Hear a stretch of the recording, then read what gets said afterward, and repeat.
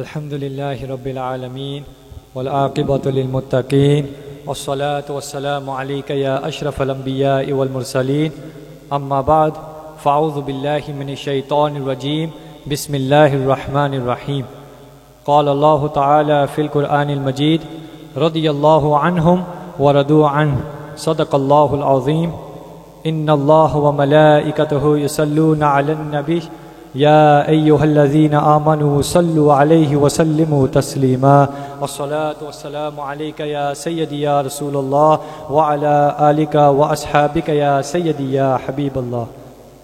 Dear respected audience, dear respected judges, Assalamu alaikum wa rahmatullahi wa barakatuhu.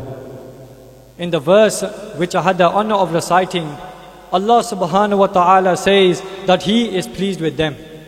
Now the question arises, who are those people Allah subhanahu wa ta'ala is referring to? Those people are the companions of Rasulullah sallallahu alayhi wasallam.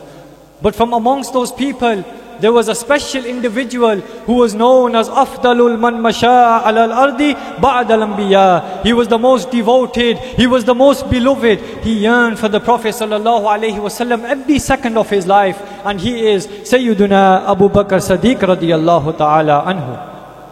Sahibul yaqeen wa sahibul ma'rifah. He did not doubt the Prophet sallallahu alaihi wasallam. He did not doubt the Prophet sallallahu alaihi wasallam in his prophecy. He recognized the Prophet sallallahu alaihi wasallam as the one true messenger of Allah subhanahu wa ta'ala. He accepted him as a friend. Nor did he deny the night of Mi'raj. Nor did he deny any command of Rasulullah sallallahu alaihi wasallam, because he knew that deep down from the core of his heart, that for him Allah's messenger was enough for him. He knew from the core of his heart that Allah's messenger was enough for the peace of his mind. Deep down he knew that Allah's messenger was enough tranquility to his soul.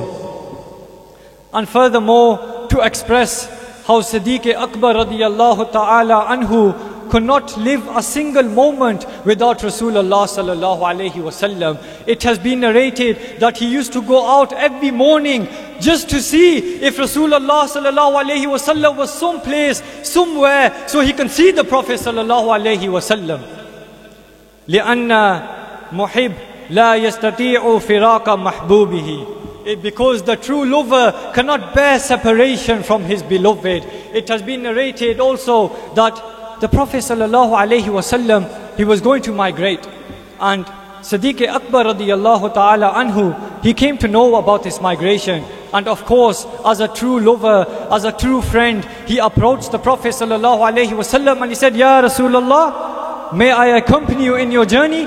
To which the Prophet sallallahu alaihi wasallam said, Na'am, that yes, you may join me in my journey. And Hazrat Aisha radiyallahu ta'ala anha, who was watching this, she said that by Allah, I have never seen anyone cry more than to be with the Prophet sallallahu alaihi wasallam than Hazrat Abu Bakr Siddiq did.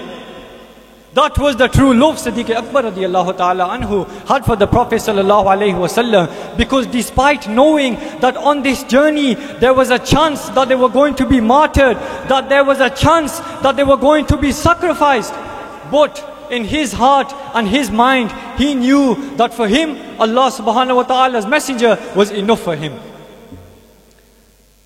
The fire of longing which burned in the heart of Siddiq Akbar radiyallahu ta'ala anhu finally extinguished when he reunited with the Prophet sallallahu alaihi wasallam. When his blessed body came close to the chamber, a voice came from inside that let the friend meet with his friend. My brothers, what does this show? This shows that for Siddiq Akbar radiyallahu ta'ala anhu, Allah's messenger was enough. And this also shows that for Allah subhanahu wa ta'ala's messenger, Siddiq Akbar radiyallahu ta'ala anhu was his beloved.